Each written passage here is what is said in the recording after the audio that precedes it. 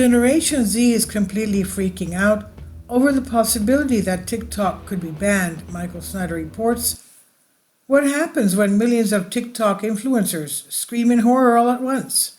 On Wednesday, the worst fears of TikTok addicts were realized when the U.S. House of Representatives overwhelmingly passed a bill that would ban the distribution of TikTok in the U.S. if ByteDance does not sell its shares to someone else. If this bill becomes law, it's not certain that there is a U.S. buyer that would be willing to purchase those shares, and it's not certain that the Chinese government would be willing to allow ByteDance to sell those shares. So the fate of the platform is very much up in the air. 170 million Americans have accounts on TikTok, and 7 million small businesses use the platform. Needless to say, there are vast hordes of young people that are extremely upset about what Congress is trying to do, and lots of them will be voting in November. It was apparent that this bill had a tremendous amount of support, but I was surprised that so many lawmakers from both parties ended up voting for it. The House on Wednesday passed legislation that could ban TikTok in the U.S. if its Beijing-based parent company, ByteDance, does not sell its stakes in the massive popular social media platform. The vote was 352 in favor and 65 opposed, underscoring its broad bipartisan support, with 197 Republicans and 155 Democrats voting to approve it. 15 Republicans and 50 Democrats voted against the bill. One Democrat voted present. If you have not read the bill yet, you can find it here in the link. Prior to the vote, TikTok users absolutely flooded Congress with phone calls, but that did not work. So now countless TikTok influencers are completely freaking out because the future of their favorite platform is very much in doubt. Describing herself as a panicking influencer in a video with almost 250,000 likes, one creator said, "We must have to part our ways and say farewell tomorrow because what the actual freak." And others noted that the rare efficiency that Congress showed in passing the legislation, with one TikTok user saying it stands out compared to the months and months to even get aid to people when there's a hurricane. Somehow the gremlins in Congress just really got together and finally agreed on something. Another prominent influencer boldly proclaimed that this is going to be the reason why I hate the federal government. When I'm old and miserable and telling my grandkids about all the reasons I hate the world, this is going to be the reason why I hate the federal government, another influencer fumed. According to CNN, if this bill actually becomes law, TikTok will disappear from app stores in the US if ByteDance chooses not to divest. If enacted, the bill would give TikTok roughly 5 months to separate from ByteDance, or else app stores in the United States would be prohibited from hosting the app on their platforms.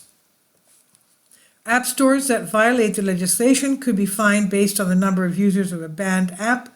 The bill establishes fines of $5,000 per user of a banned app. So in the case of TikTok, Apple and Google could potentially be on the hook for up to $850 billion in fines each.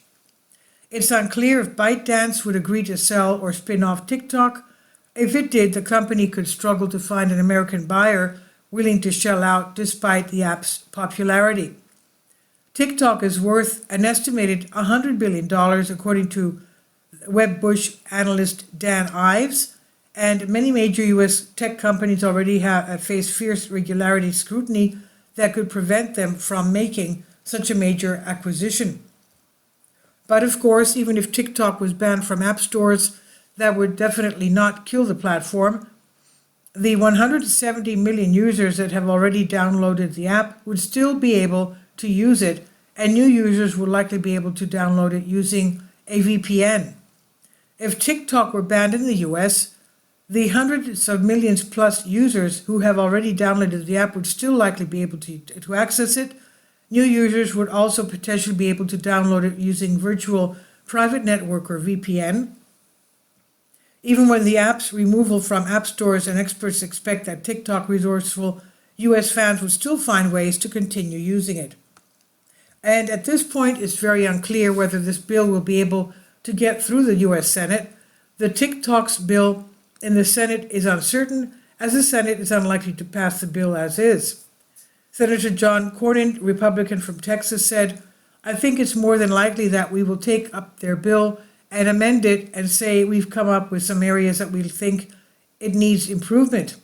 My concern is that if you're trying to deal with this by name, you're playing a game of whack-a-mole, because what's TikTok today, next week it's TikTok or Tic-Tac or whatever, or Talk Tick. Now, we do think slowly over here, and that takes time," he added. Indeed, the Senate's 60-vote threshold requires consensus to pass legislation. Joe Biden has said that he will sign the bill if it eventually gets through the Senate, but would he really want to alienate millions of young voters just before the presidential election in November?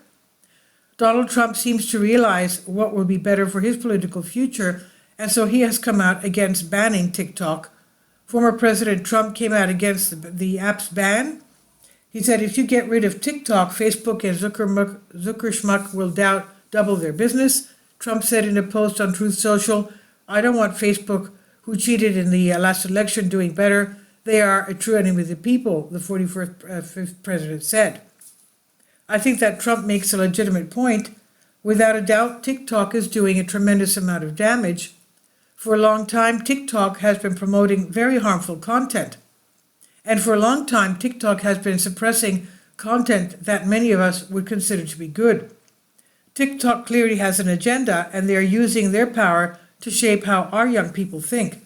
But of course, the exact same thing could be said about other social media platforms. It could be argued that Facebook has had a far greater impact on our culture than TikTok has, but nobody is talking about banning Facebook. Collectively, the major social media companies are transforming our culture in ways that we have never seen before. Let me give you an example of what I'm talking about.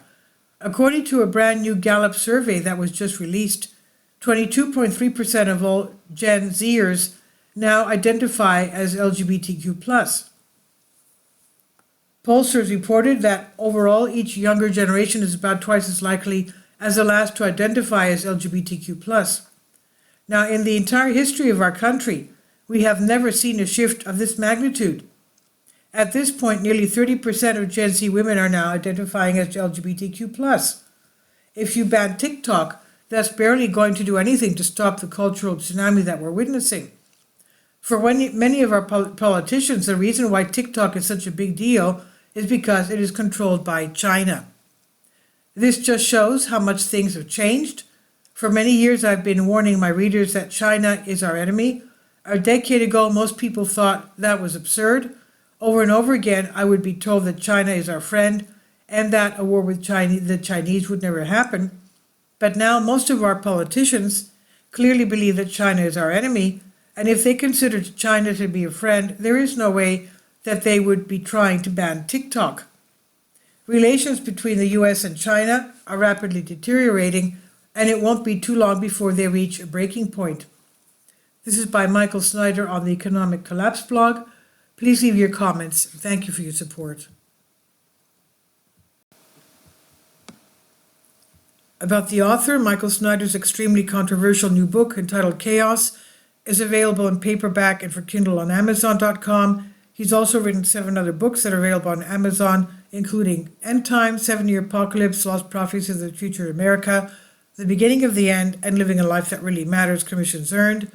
When you purchase any of Michael's books, you help to support the work that he's doing. You can also get his articles by email as soon as he publishes them by subscribing to his Substack newsletter.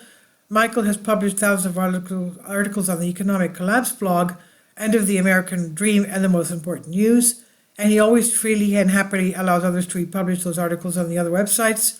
You can connect with Michael on YouTube, Facebook, and Twitter, and share his articles on your own social media account is definitely a great help. These are just troubled times and people need hope. John 3:16 tells us about the hope that God has given us through Jesus Christ. For God so loved the world that he gave his only begotten Son, that whosoever believeth in him should not perish but have everlasting life. If you have not already done so, we strongly urge you to invite Jesus Christ to be your Lord and Savior today. Please kindly support my Patreon account. The daily posts are 5 videos daily, and they are totally different from what I have on my YouTube channel. Thank you so much for your support and that you find all my content so interesting. You'll find the Patreon account details in the description box below.